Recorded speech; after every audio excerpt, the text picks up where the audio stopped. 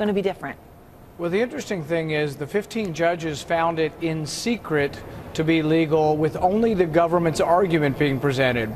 Many people who follow jurisprudence and legal history will tell you that the truth is achieved by having a lawyer on both sides in an open court. So we're going to try to have a decision on whether the Fourth Amendment applies to our phone records in an open court, the Supreme Court, but I will have an attorney there. I'll have the former Attorney General of Virginia defending me.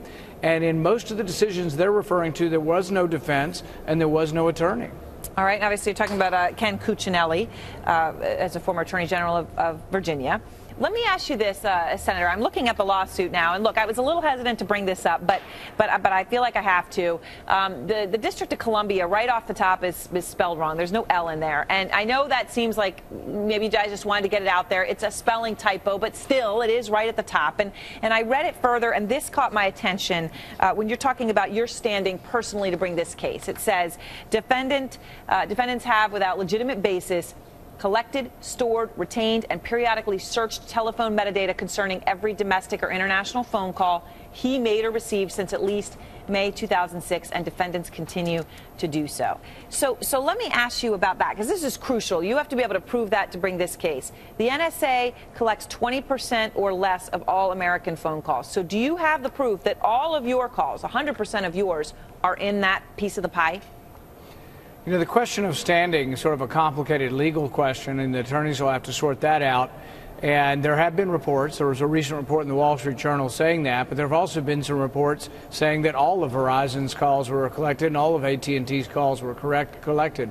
The actual decision on legal standing, I'm just not someone who will be able to make that determination. But there already have been several cases that have gotten into the court and have been received for standing. So our lawyers don't believe that standing will be a difficult argument. All right. So let me ask you this. I'm CNN senior legal analyst Jeffrey Toobin. You know him, obviously, as well.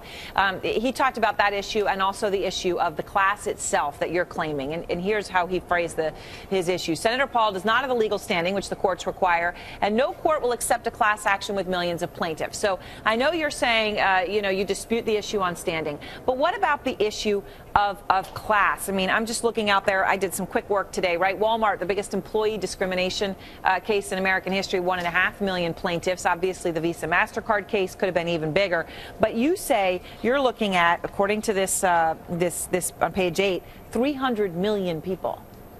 Well, see, here's the whole point, and what we're trying to bring to the American people is that this warrant is so generalized, a single warrant is being applied to everybody that has a cell phone, and really everybody that has a landline, too. Everybody that has a phone connection. They're saying a single warrant can apply to everyone. That sounds to us like a general warrant. The Fourth Amendment says that the warrant should be specific to the individual. But you're telling me a single warrant can apply to everybody that has an AT&T phone call. That sounds like it does go against what our founding fathers intended in the Fourth Amendment. And I think we will be heard. And I think that we have a very strong argument.